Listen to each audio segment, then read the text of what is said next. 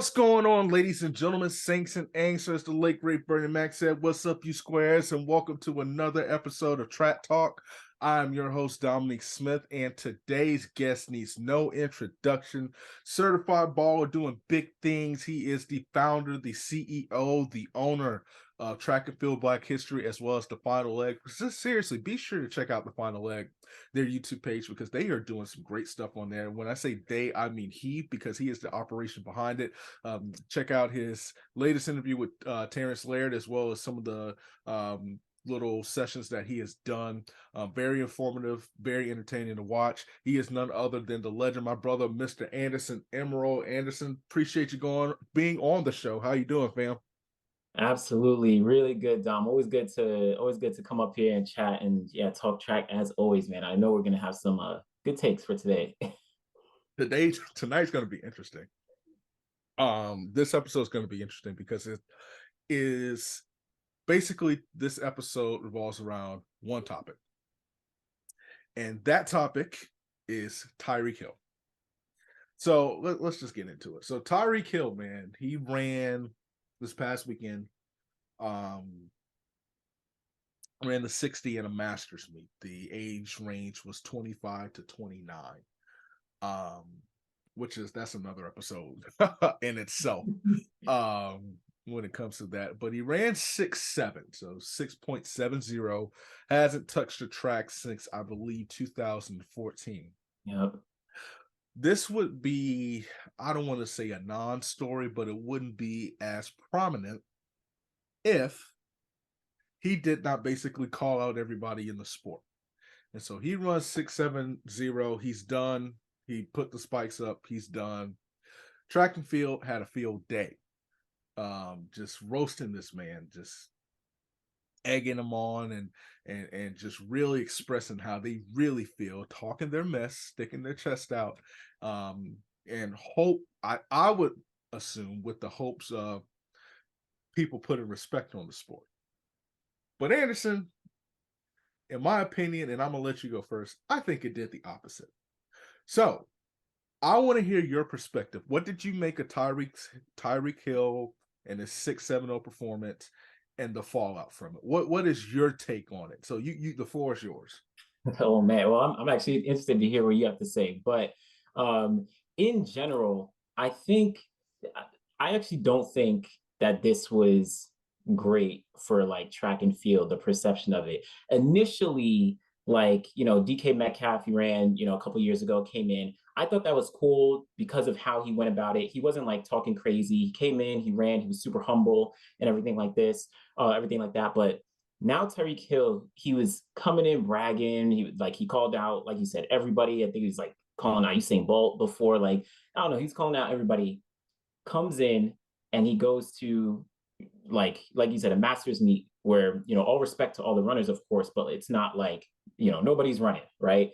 Yeah. He runs like, 6.70, not a fast time. I was just at Nike Indoor Nationals for high school. We had kids running faster than he did. Right. But I think just because of the main thing is because of now the perception from outside was like, oh, he ran super fast. Oh, he killed the field. Oh, he went crazy. Like, I think that perception like further downgrades and lessens what track and field is about, right? You didn't see Trayvon Bromell in that race. You didn't see Marvin Bracey, Fred Curley, right? You didn't see the top sprinters in that race. So now people are like, oh, Tyreek Hill is like one of the best ever.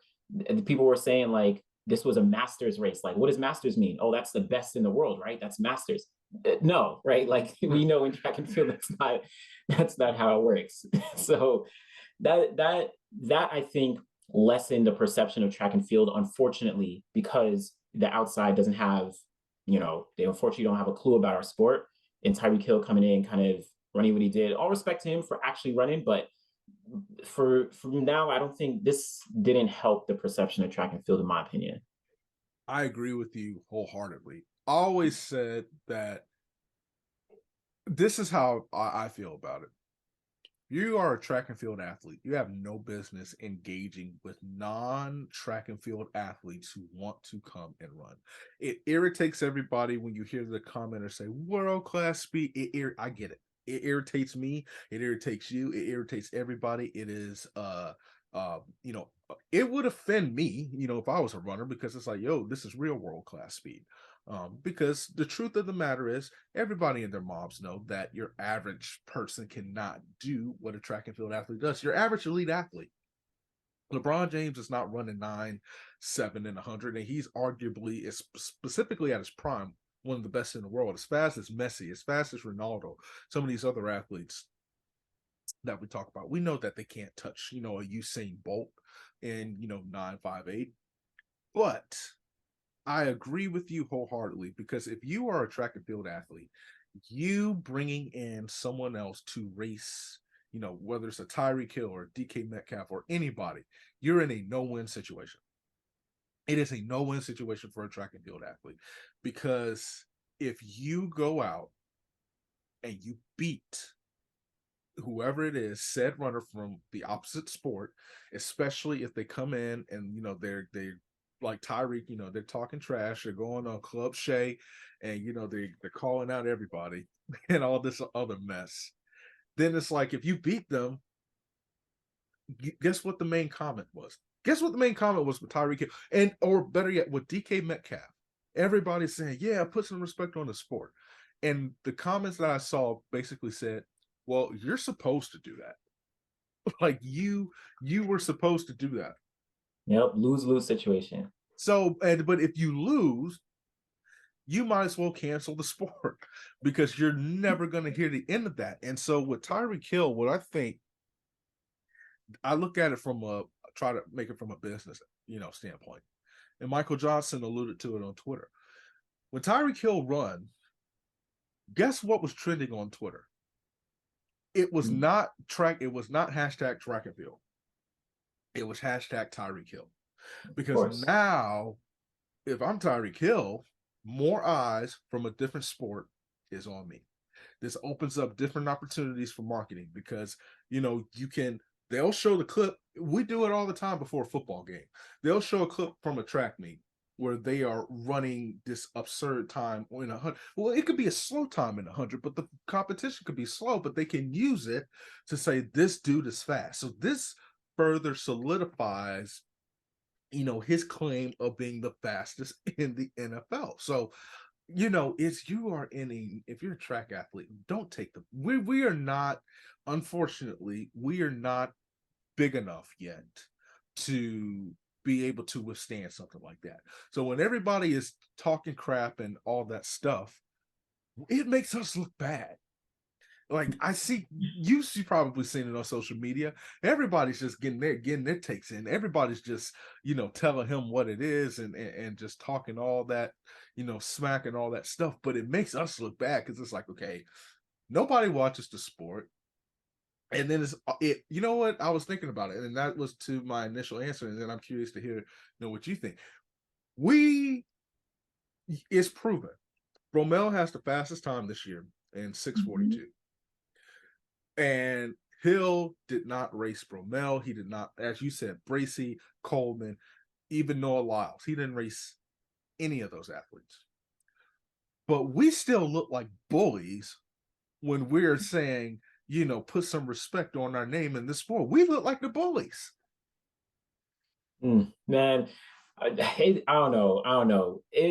I think it goes back to what you said, where like track and field just isn't as big. It's not big enough compared to a football or, you know, any other sport for that matter, for us to, you know, unfortunately, like entertain this kind of, you know, race coming in. I respect Tyreek Hill because he has a track background, right? He ran in high school, he ran in college, he was at NCAA's in 2014, indoors at least. But track is still too small for us to kind of entertain in the way that I think we did with this, you know, a football athlete coming in. It's great talk, but it's just going to be like you said, track and field isn't trending. Tyreek Hill was actually trending, right? I think we should continue to push the athletes that we do have, whether that's a Coleman when, you know, I think he was still at Tennessee, he ran a 40-yard dash, right? Yep. You know, one of the fastest in history, or, you know, whatever it was, right? Or, you know, promote, you know, you know, Trayvon Bromell or Bracy or Lyles or Colt or Curly, or, you know, promote them in different ways and further put resources and energy into that versus, you know, Tyreek Hill coming in, you know, running a race, you know, everyone, the world saying that he ran the fastest, you know, he would beat everybody, et cetera, et cetera. He's going to go back to football and be perfectly fine, while track and field is going to be looking like, you know, what to the public? You know, it's not as positive. I don't know. I don't know. Or at least there should be a way to, at least there could be ways to engage with other sports like a football or basketball that's like huge, but I don't think having a spectacle of an athlete coming in, performing, and then leaving is the way that it should be done. So I don't know. You know, and then we'll wrap up with this. I saw Fred Curley tweet out because Noah Lyles is trying to get people to run in this, street meet Mhm. in Atlanta. Do you know Yep. when that is? Do you know the exact date? I think it's either in May. I think it's It's, in May. it's in early May. That's right. It's in Yeah. early or mid May. It is. I think it's the week before or after the LA Grand Prix. Hmm. Um, so he's trying to get people to run at this meet. So the people that he specifically called out were Michael Norman and Fred Curley. Currently. Fred responded by saying, "Show me the money." Norman responded by saying, "Money is king." Hmm. And obviously the fans had their say, and they didn't like it at all. But do you agree with more of the side of race for the love of the sport, or Curly's and Michael Norman's show me the money? Hmm. Oh, it's a good question. I'm a little bit split. I will say on the side of um on the money side, right? th- I think there's a degree of it being justified where Fred Curley, he's the world champion. Michael Norman, he's the world champion, right? Like, and these are like the top athletes in our sport and some of the most well-known athletes. I think there is a level of justification where it's like, yeah, like, you know, pay me and I'll come to the meet. But then also, I think it does create, you know, more anticipation for not only fans, for other athletes, but then also for whether it's meet directors or agents or whoever to try and make things happen. Like, okay, Noah Lyles has Michael Norman and Fred Curley even talking potentially about racing. How can we make that happen? Right? What do we have to invest to make that happen? That I think is pretty cool. But of course, the fan in me just wants to see a race with, you know, Lyles, Norman, and Curley in it. I'd love for them to just come together and run, you know, in a street race, right? I'd love to see them come together and just run for the entertainment. But at the end of the day, right, we are in a sport, and if we do keep talking about wanting to be a larger sport, wanting to, you know, expand, et cetera, how can we get more money in so we can make something like this happen, right? If these athletes start talking about money, maybe they can then go to their agents, then go to sponsors and whoever, be like, yo, I want to run in this, but I'm not going to do it unless I get XYZ. Can you make this happen? Like, you know, so stuff like that I think is good. Both sides in a sense. I kind of agree with Curly because and Norman, what if you come to the street race and let's just say what the payout is, what, 8 to 10 grand for the winner? Mm. What if you get hurt? Like, Mm. like you've already, like, for pretty much you are going to run a street race of 150 meters for 8,000, less than $8,000. To me, it's not worth it. Whether Mm. and that's, give me, because you talk about racing for the love of the sport. They're going to race in a couple months, like Oh. in July. It's going down at USA's, and if push comes to shove, it's going down at Worlds. So Mhm. that's why, for the love of the sport, I'm like, come on. There's no fan. If I told you, Anderson, if I said, listen, man, you love what you do, you really love what you do, go do it for free. Are you doing what you'd love to do for free? Listen, there's a limit to how much I'll do what I love for free, and then Yeah, I'm like, okay, like I'm not loving this exactly. anymore, right? Like Exactly. I gotta get paid. But what if I said, listen, dog, go to LA to cover the LA Grand Prix. You love the sport, you love what you do it for free. Are you doing that for free? For I free. mean, nah, right? You're talking about flying across the country to cover meet. I'd love to be at the meet, but like, yeah, I gotta get paid, right? we Like, we we have to get paid. So, I get it for the love of the sport. I get it. Listen, I've done a lot of stuff for free in my time where I had a coworker said, listen, we don't do stuff for free now. Get paid for what you deserve. And I feel like it's kind of, you feel like an oxymoron because it's like, crap, we're not growing the sport because of it, but it's almost to the point where you want, and that's the thing about track and field that, and sports in general, and I kind of laugh at it, I give my all to this, I put my heart into this, I'll do anything, I love this sport, I'll die for this sport, the love for the game is why I do it. And here's the thing, we are in the entertainment business. We are in the entertainment business. The job is to create a product that is so entertaining, that is so compelling, that it makes your average consumer want to pay their hard-earned money, whether to stream it, to go view it, to pay thousands of dollars and sometimes tens of thousands of dollars, depending on the meet, to go cross country, to take a world trip, a trip across the world, to spend multiple days at hotels, meals, airline, travel, all that stuff, to watch somebody run in a straight line or a circle, or to jump up to, or to jump 3 to 6 times, and to watch somebody throw 3 to 6 times. That is we are in that business, and so we produce I believe you believe this too, that we produce a product that is worth it, but at the same time, if you put $5 of gas in your car and it's on E, it's going to be enough to get you to the next gas station. You have to invest, some money in that. And so I kind of understand it, because I do think it will enhance the performances later on, but it also puts pressure on the right people. Yeah, because part of it, I think, like, the fans are blaming the athletes. It's like, yo, listen, there's some people who have money, that have some power, because if me, I'm T-Mobile, I'm calling T-Mobile. Listen, do y'all want a big meet? I'm calling anybody. Shoot, I'm calling the Magic Mall or whatever the big name is in Atlanta. Hey, listen, how about your name on the meet? We got the hottest athletes. Shoot, listen, I'll call Tom Joyner. You or Tom Joyner Morning Show, be the official sponsor of the Atlanta street race, or whatever the case might be. You here's how I look at it: stay ready, so you don't have to get ready.